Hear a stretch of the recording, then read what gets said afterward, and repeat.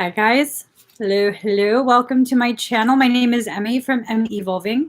If this is your first time joining me, thank you for finding me. If this is not your first time, yeah. Thank you for coming back. So I'm going to do a really quick reading for Pisces, Sun, Moon, Rising, and Venus. Also for your cross watchers, just pulling some cards right now. I'm going to try and make this real quick, but still super potent. So if you're not Piscean, if you're not a cross watcher, you have nothing to do with Pisces and you're here super duper resonating, that means this message is for you, okay? It doesn't really matter what your sign is.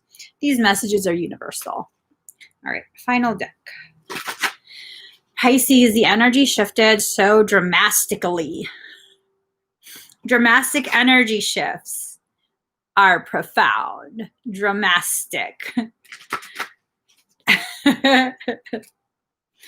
Okay, hold that. So, oh, I love you guys. I really seriously love you guys so much. You have no idea. You have no idea. All right, here goes. Ooh, card number 10, releasing allegiances. Pisces, let go. Let go. If it hurts to hold on, if it hurts to think about what happens when you let go, just let go. 63% at 939, 63939. Okay, just let go. Let go. It is not your job to try and be an anchor for everybody. You will be an anchor for some people, but for other people, all that's happening is you hurting yourself in your attempt to heal someone who doesn't want healing. If a person does not want to heal, there is nothing that you can do. The only thing you can do is hold space, and you don't have to be in their presence in order to hold space, okay? So you have to do what's healthy for you. Card number 19, dream a beautiful dream. Think of what you want out of life. Think of what you want out of the connections that you have, and really allow yourself to receive those types of connections. Those really deep, really meaningful connections might not form with the people that you want it to form with. You have to be okay with that. You have to allow yourself to really receive and allow yourself to live in a very peaceful stillness. When you're around people who are constantly making things chaotic, are you there because you like it? Are you there because you feel like this is the only way to be a good person in their eyes? This is going to be a profound thing, okay, guys?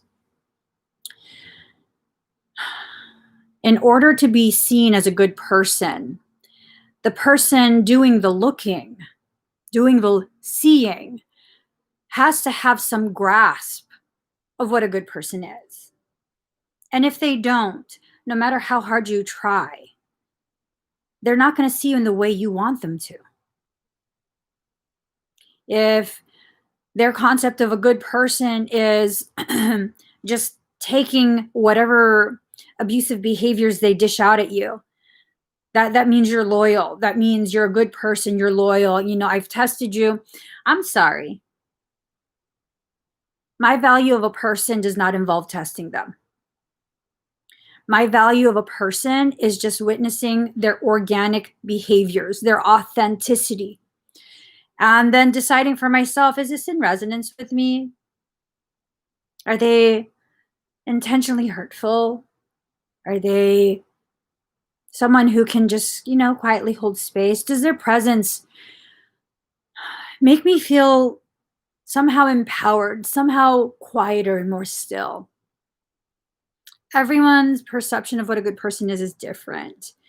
And if you think you're going to change someone and turn their definitions of specific concepts into your own, is that a good person? Because that's an attempt at domination. So are you still being a good person? You know? So you have to release allegiances. You have to dream a beautiful dream. Allow yourself to have enough space within you to make connections with people who want to grow just like you, not grow you, not you grow them. These are people who want to grow. They're on their own path, but they want to travel beside you. Okay. Card number 16, what you want wants you. If you want peaceful growth wants you. If you want growth that involves trauma, growth that involves unnecessary pain, suffering, struggle, chaos, it wants you too. And that's what you'll have. So choose wisely. Choose for yourself what grows you in the most beautifully compassionate way. Card 31. Intention. Lacking personal direction begets confusion, and life is a pawn to someone else's game of chess. Excuse me. Yep.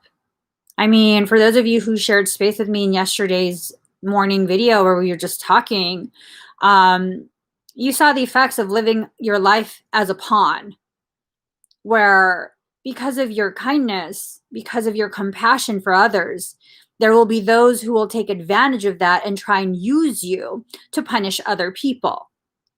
And you have a responsibility to yourself to first allow yourself to recognize when that's happening. And secondly, give yourself permission to walk away from it. Absolutely. Absolutely. That is not your job to fix. I tell you this, I once knew this one person, became a really good friend of mine for a short period. And she was, I believe, a psychologist and licensed therapist. And I remember at one period, I was having a really rough patch within myself. And I was asking her if there was any way that I could figure out how to compensate her and she'd be my therapist. Guess what she said? She doesn't work with friends or family because that's a conflict of interest. So if you think your friend or your family needs you as their therapist, oh boy. Oh boy. Conflict of interest. Nope, nope, nope. We do not do that, okay, Pisces? If you need to make a project of a person, choose yourself to be the subject. Make yourself the project. Empowerment. This period of really allowing growth. It's a very potent period that we're in right now. And we have to decide how we're going to utilize this period.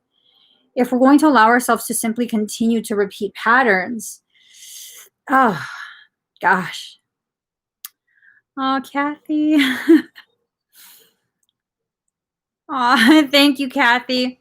Card number 24, emptied. The ending and beginning lie at either side of the same door. Ooh. It's the same door. It just depends on which side of that door you choose to stand. That's deep. The endings and beginnings are the same door. Card number 12, creative power. Release your alchemical energy into the world. Pisces, I'm going to be very honest with you. When you allow yourself to share aspects of your life, of your journey, it has such a profound effect on other people. You are not a burden. You aren't a burden. You really, really aren't. You are allowing yourself to go through processes. And when you allow yourself to go through these processes and be witnessed by the people that need to witness it, you are gifting tremendous, profound soul growth. When people see what you go through, not to whine, not to get sympathy, but just to share a space, there's nothing burdensome about that. There's nothing, you're not taking advantage of other people. And I think one of the most painful things that a Piscean goes through is that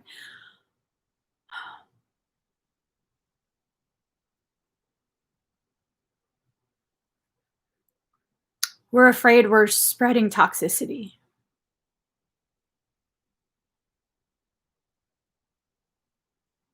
And it's not.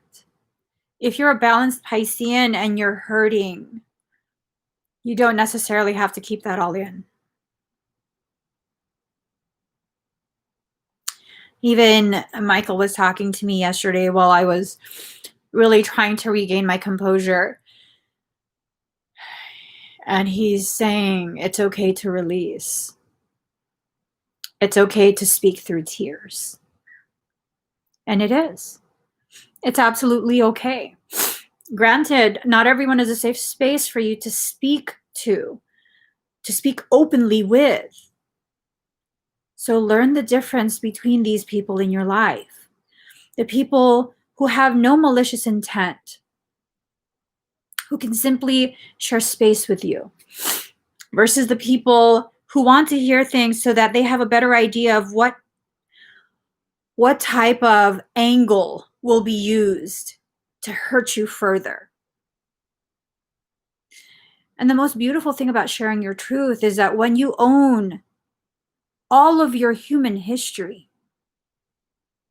where you can be like, yeah, some bad shit happened. Yeah, some really fucked up shit happened. It's really fucked up, but you know what? It has nothing to do with me as a person. That's someone else's psychological issues being projected onto me. Therefore, I have no shame of it.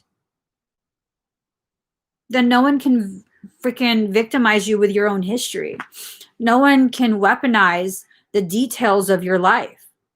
It's when you're afraid that other people will find out, that these people, these abusers, will use that as leverage.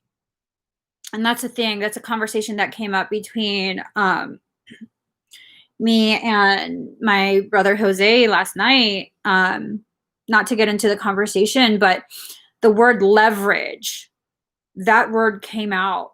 Leverage. People who try and leverage your sovereignty. I don't think so. In order to leverage something, you have to first get underneath the surface of it. Have you ever tried to use leverage on a fridge? You have to rock it from center first. And if you don't allow things to rock you from center, and this is not about not feeling anything, because for those of you who shared that space with me yesterday as I became emotional, I had no intention of talking about any of that yesterday. It was just a quick check-in because I knew I wasn't going to go live. It was a quick check-in, and conversations led to a different place. And you can't leverage someone who can exist in their feelings with no shame, no guilt. Yes, it might be intense. Yes, it might be hard to talk about, but I can exist within my emotions, knowing I have a right to feel what I feel, and the people who made me feel like this do not have a right or a say. They don't get to tell me that I don't get to feel the way I feel because of their abuse. I don't think so. No. So now you enter a phase of your journey where, all right, it's okay for me to feel. It's okay for me to kind of wobble a little bit, but I'm still in center. I'm still in center. It's okay for people to witness my tears. It's okay for me to speak through my tears. It's okay for me to lose my voice, go through a process to find my breath so I can find my voice again. There's nothing weak about that. Nothing. How powerful do you actually have to be to allow yourself to experience, visibly experience that level of vulnerability? It's time for you to step into your power. Vulnerability is your power, not because we're manipulating people by expressing our emotions, but because we're claiming ownership over our own. When it's yours, it's yours. Those feelings are yours. No one gets to tell you that you have to diminish the value of it, that you have to manipulate yourself into silence, that you have to feel as though you're a bad person. Nope. Anyone who tries to tell you that you don't get to say they're a bad person to you because of what they did to you, Those people are bad people. They're bad people. And you don't need to associate with them. You don't need to do any of this, any of that. You have to protect yourself. This is a period of very intense spiritual, energetic, mental, and emotional growth. Do not allow someone's words and manipulation to stunt your growth. Don't. Allow yourself to flow through your process. If you feel angry, you're angry. There's a reason you're angry. Find out what that reason is. If you feel sad, you're sad. Find out what the reason is. Don't stop at, I feel sad. Find out why. And you don't necessarily have to talk to anyone about it. If you're that uncomfortable, then don't. Don't. Deal with it within yourself for a little bit. And once you begin to understand some of the reasons, the causations that you're living through, and you have people in your life who are a safe space to speak your truth, then share. Then share. You know, one of the lessons that I am still sifting through, that you're probably sifting through too, is that it's this unreasonable fear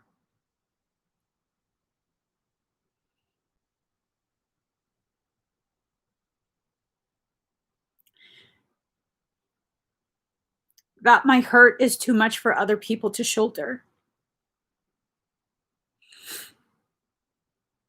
And we look for ways in which this unreasonable, unfounded fear can be validated by other people. And if you're looking for ways to validate this, you will. The very innocent things that others say, their behaviors. Maybe they can't take your call right now because they're taking care of their children. They're at work. They didn't have their phone. You then turn around and you tell yourself, see, they knew. They don't want to deal with you. And it's not always that. And for some of us, right, Karen, for some of us, this is such a crippling process. We don't even bother calling because we already assume, like, no, that's going to, no, they have their own problems. They have their own. What if you are a part of their own? What if you are a part of their own?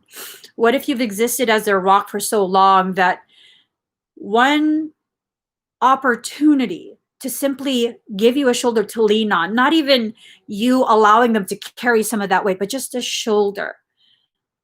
How much of an honor is that for them?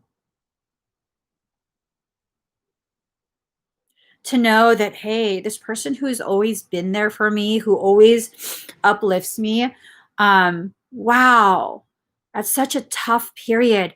Wow, they trusted me and thought I was strong enough to help them. One of the strongest people I know sees strength in me. I mean, we have to start shifting the way we see things. We have to start shifting the conversations we have with ourselves, these monologues, because that's what it is. We allow the insecurity to speak unrestricted with no opposition. When we have a dialogue within ourselves, we can have our insecurity speaking and our sovereign soul saying, hey, yeah, you went through something. It's okay. Yes, that's a very real feeling. That's a very real fear. But it's a very real fact that you're also very loved. Maybe not in the way you think, but in a way that's much more profound than you allow yourself to accept. We can't have these monologues anymore in our head. We have to allow our highest self to have a say, to neutralize some of that unfounded fear. And I will say, not all of us, when we begin to feel like no one really cares, some of us, that's a very real thing. We haven't found people yet who could love us and hold us in such a sacred space. And you want to know why? Because you've occupied too much of your auric space with those who are simply interested in taking. Those people need to go. They just do. Not because you can't benefit from them, but because they benefit too much from you.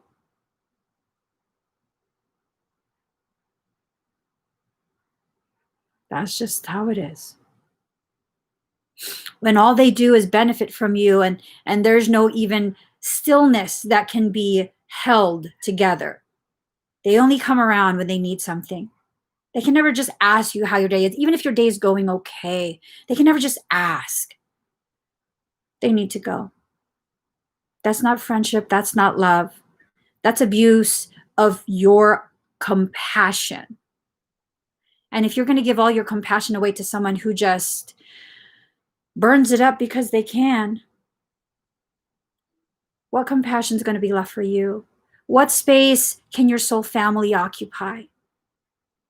Because they're coming. If they haven't arrived yet, they're coming. They are coming. And maybe they've already arrived, but you haven't noticed because, again, your attention is preoccupied by these people who just take. Companionship. I got to get going. Companionship. Allow your soul family to come in. Growth. Ooh. Tremendous amounts of growth happens when you allow your soul family to come in. Ooh, you will find your joy again. You won't have to be a lone violinist anymore. When you allow your soul family to come in, you can be an entire orchestra. Ooh, I love you guys. I have to go. I'll be live again later. Thank you so much for sharing this space. Please give this video a thumbs up. If you haven't already subscribed, please do subscribe. Turn on your notification bell. You can also find me on Instagram, Emmie Evolving, and I do videos on TikTok. Find me on TikTok for readings for the other sides. I gotta go, guys. Love you. Bye.